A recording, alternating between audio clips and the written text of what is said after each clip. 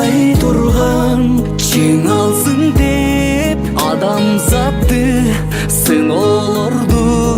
Кудай сунган чыңалсын деп адамзатты сыноолорду Алла сунган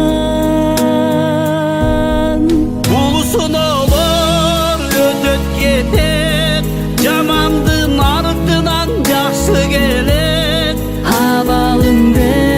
сурап турган бул күндө